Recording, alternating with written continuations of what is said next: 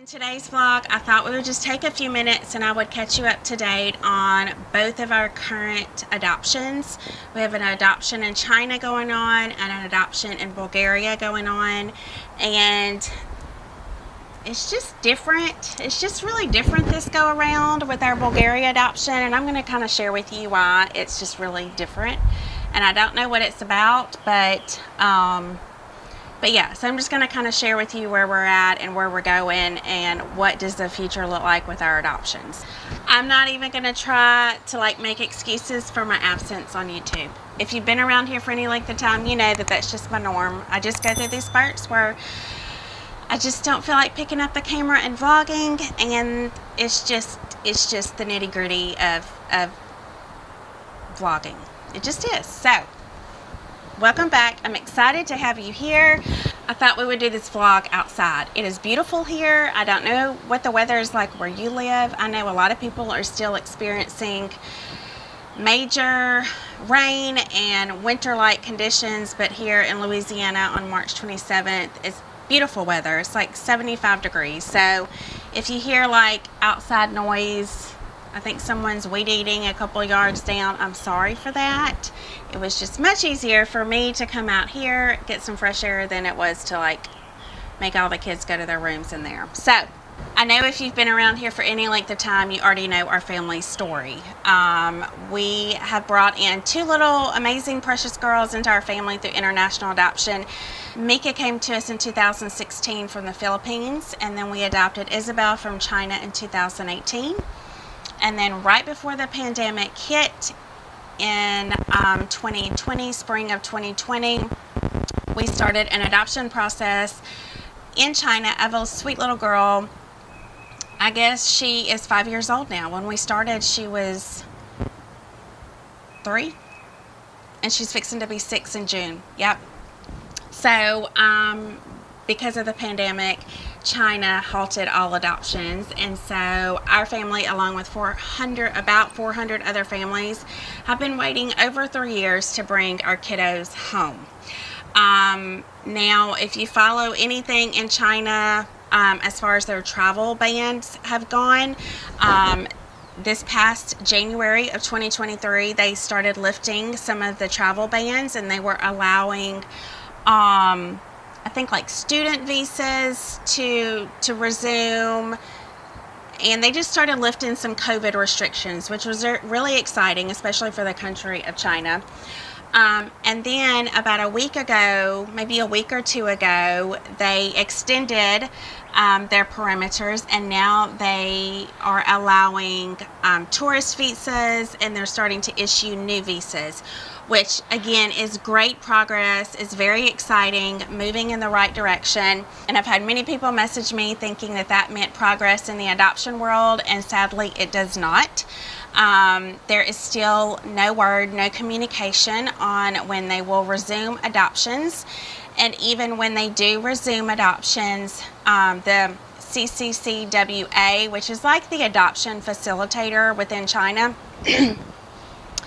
they are very short-staffed, very, very short-staffed. And so I think that even when and if they resume adoptions, they're going to be moving very slowly. And I will say that our family is probably closer to some of the last families that will be able to travel as far as getting caught up on these adoptions. Does that make sense? Because we were matched with our daughter in the summer of 2020. COVID shut everything down in February of 2020. And so there's a lot of families before us that would get to travel before we could. We still have a couple steps left in the adoption process to finalize. So saying all that to say, even when they start resuming adoptions, and that's a big if, because I don't know, who would have thought this would have lasted over 3 years as it is. It will be a slow process. I will assume it's going to be a very slow process in getting families over there and all of those things. But regardless, there is movement within China. They're opening borders. They're opening their parameters of the visitors that can come into their country and leave their country. So there's that. Our little girl, Lily Grace, is an amazing foster care facility there in China. She's taken very good care of. If you've been around here, you know the story. I'm not going to go through it again. But we do get updates, we do get pictures, and she is doing really well from what we can see. And she is as precious as ever. And every picture that we get, it just is like, like a knife to the heart. You're like, that's my baby. I want to go get her, but we can't go get her, and you just have to be content with where things are at, and that's really hard. And there are moments of being really content and patient and trusting God, and then other times where you're like, what the heck is going on? Where are you, God? Just to be honest. So that is our first priority, is to bring Lily Grace home, because we've already been matched with her. And so that's our top priority, is to finalize that adoption within China. So that leads us to our second adoption process that we currently have going on right now, is within Bulgaria. And, our family is committed to bringing home as many orphans as the Lord sees fit for our family. Whether that's 2 more, 4 more, 6 more, I don't know. But time is not on our side. There's age factors and all of these things that go into account when you're choosing to adopt internationally and even domestically. And so the pause in our adoption in China has been really frustrating, not only because we can't bring home our little girl, but because it slows down the process of bringing home more orphans into our family. And that's been really frustrating and really hard to just think about, is that it's not just about Lily Grace, but it's also about future orphans that will be coming into our family, and how it's kind of put a halt on that as well. So this past November of 2022, Stan and I talked about it, and I will link the video here where I kind of really gave you the details and how we arrived at adopting from Bulgaria, why we chose that country, and why we chose to start an adoption process while we're in an adoption process. So I'm going to leave that here, and I would highly recommend that you go listen to that after you finish this video. But regardless, in November 2022, we decided to start an adoption process in Bulgaria, and we were going to start that process while we're waiting for our little girl from China to come home. So this adoption does not replace our China adoption.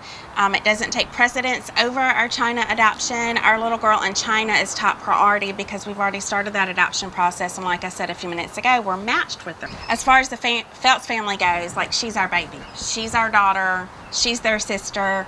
Top priority is to bring her home. But while we're waiting to bring her home, we chose to start an adoption process in Bulgaria and give an orphan there a family to call their own. So we started moving very quickly with completing our home study for Bulgaria. We were kind of on a tight timeline because we needed to submit some immigration paperwork to USCIS, which this immigration paperwork just essentially gives us a general approval to adopt a child in Bulgaria or whatever country you're adopting from. And we had a deadline, so we have an amazing social worker. Stan and I got all of our home study paperwork. We renewed all the things that we had to renew, got new fingerprints, started fundraising because it's $35,000 to adopt in Bulgaria as well. And we just hit the ground running. From the time we submitted our paperwork to USCIS to the time that we received approval was 3 months. So essentially December, January, February, and then I think on March 1st we got that approval. So we really weren't doing a whole lot in that 3-month wait. And for, normally in our previous adoptions, we're always 10 steps ahead of everything. We have a child on the other end of this. We're going to be fast. We're going to move quickly. We're going to be steps ahead of our agency. You see what I'm saying? While we're preparing our home study, we're going to start preparing our dossier, which is another big file of paperwork that comes after the home study and all of this. But for whatever reason, I don't know if it's our season in life and just being busy and full of life, a plate full of life. I don't know if it's the Lord just kind of slowing the brakes on this adoption? I don't know, but I haven't felt that huge sense of like, hurry, I've got to get this paperwork done. And I say I mean we, Stan and I, but he works a lot, so I have really taken on leading all the paperwork trail. He comes home at night, he signs the documents and things like that. So when I say I mean we, but you get where I'm going. Just haven't felt this like huge need to like be moving super fast with our Bulgaria adoption. And I don't really know why that is. Stan and I have had a couple hard conversations where there have been kids that I want to adopt, kids that have severe special needs, and kids that probably will not have a family come for them. I am very much drawn to them for whatever reason. And my thought process is it has to be God. Like God, because my flesh wouldn't want to take on a child that's going to live with me forever, or a child who has a fatal condition and who might pass away when they're just 5, 6, or 7 years old. My flesh wouldn't want to go, wouldn't be attracted to something like that, because that's really hard. But for whatever reason, God has kind of, those kids just really pull on my heartstrings really big. And you know, Stan is very logical and very wise, and he thinks about all the things 5, 10, 15 years down the road of like, okay, what's going to happen to these girls? We know that Isabel will live with us for life. Mika may live with us for life. Like, I don't know about Lily Grace. You know, these things we just don't know. And Stan has said, when we were having one of these conversations, you know, it wasn't a question of did Stan want to sacrifice for any of these kids that come with a lot of medical diagnoses that are really scary. He's like, if it was just me, you know, myself and Stan in the here and now, like, he's like, absolutely, I would take any child. Like, that's not a problem. It's what happens when we're passed. What happens when one of us passes away or both of us passes away. If we keep adopting these kids with severe special needs that are going to be lifelongers with us, like, who's going to take those kids once we're passed? And of course, our biological kids, they said yes. Of course, they're going to take them.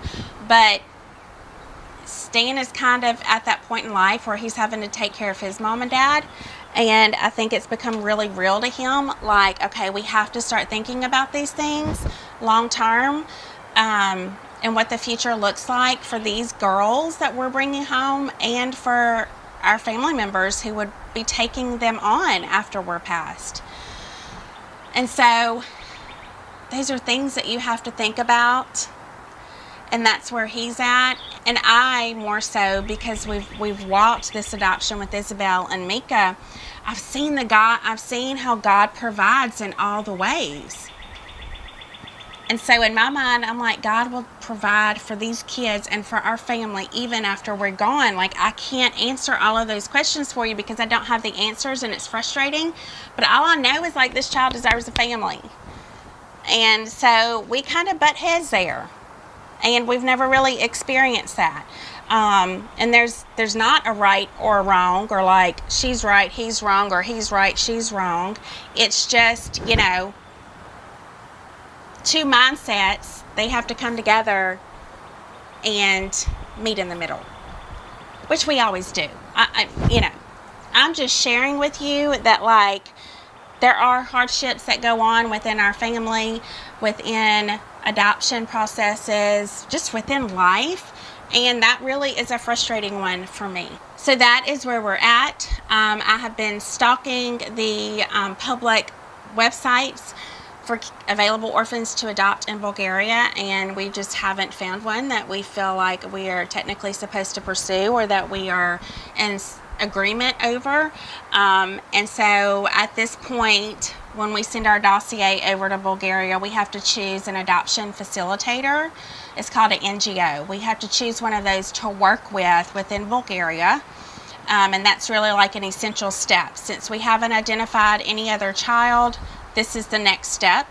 And so we did choose an adoption facilitator that came highly recommended from other adoptive families. And once they receive our dossier and they translate it, they will look at the parameters of the child that we are looking to adopt, and they will present us with a child. They'll say, oh, this child looks like a good fit for the Phelps family.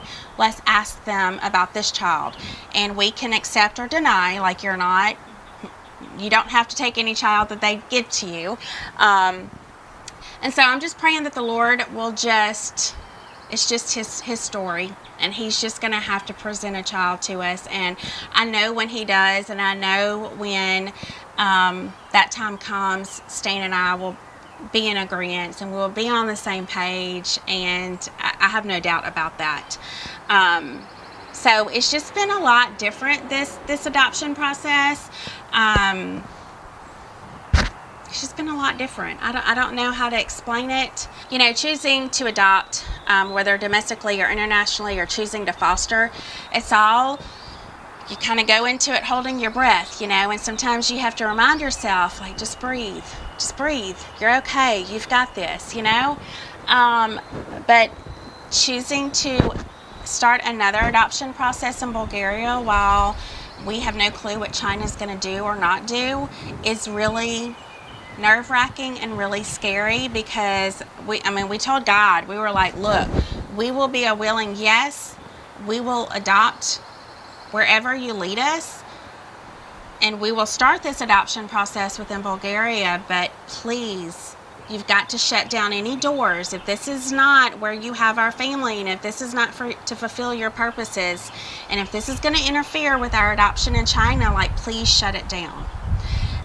So just to kind of wrap all that up, we've just kind of been at a slow standstill for a few months with our Bulgaria adoption, waiting on immigration approval, just getting dossier paperwork together. I don't know, it's just different, just slower, not in a bad way, not in a negative way, like I don't have an icky feeling about any of it, just different.